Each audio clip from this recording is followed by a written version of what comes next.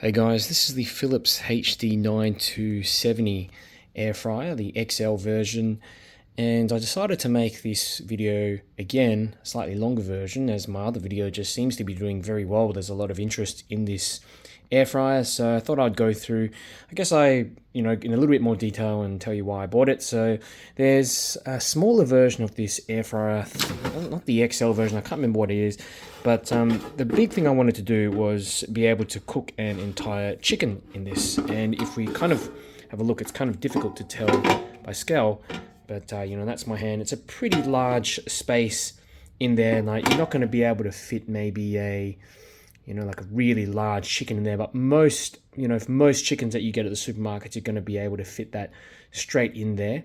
And I didn't believe it at first. I didn't think that it'd be able to cook the thing, reach through to the center, but it's able to do it, and it gets a really nice sort of crispy skin on the outside as well. So there's this little section here, basically, so it's quite easy to clean. That's just kind of a safety thing latch there, but you press that, lift the basket out, and you can see these little grills, little grates here at the bottom, and that's the bottom of the air fryer. So if you're not using any baking paper, and especially if you're cooking with cooking a chicken or something like that, you're going to need, I find it actually just cooks better if you don't put any baking paper or anything at the bottom. I think the air just flows a lot better, goes through the machine, comes out the bottom, comes through the top, comes through the bottom, and circulates better. Whereas if I end up putting a bit of baking paper at the bottom, it just doesn't cook as well near the base. So of course that means more cleaning. So the good news is that it's very easy to clean. As you can see, it just slots back in there, slide that switch, and it latches on. If you want to release, basically just press that little button and lift out. So it makes it quite simple to clean. There's nothing that where the food can sort of get stuck at the bottom as well. Okay, I can see, you can see little bits and pieces on the actual sides. I just haven't cleaned it all so well, but the convenience of it has been absolutely amazing. And that's the little area that you put the basket back into. It won't turn on unless you do that.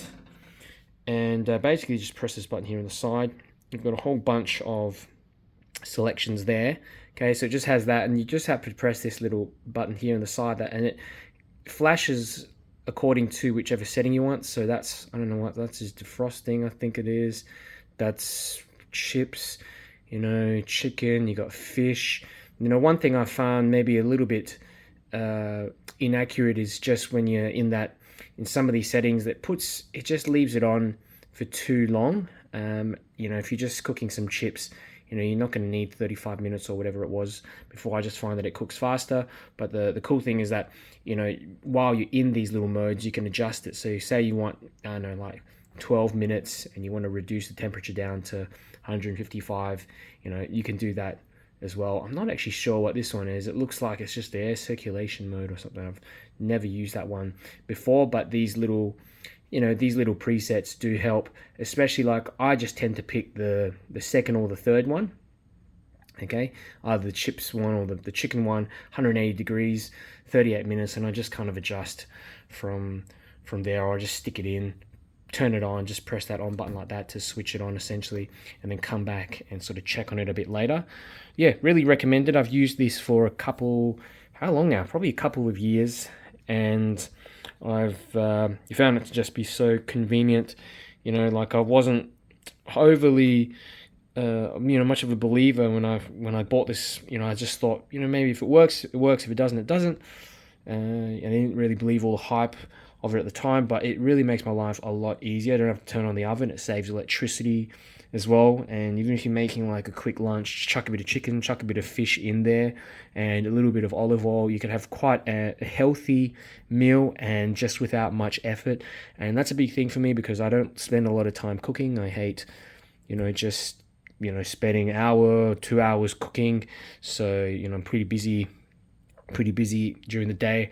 So this machine saves me time. It creates some good, nice tasting food, and You know, it's well priced as well, very versatile. I'd recommend you getting this one, the larger, the XL one, because just in case you need to put something bigger in there, or you make a larger meal, maybe for 2 people. I think the version below this is the smaller version of this. It's just honestly too small for 2 people.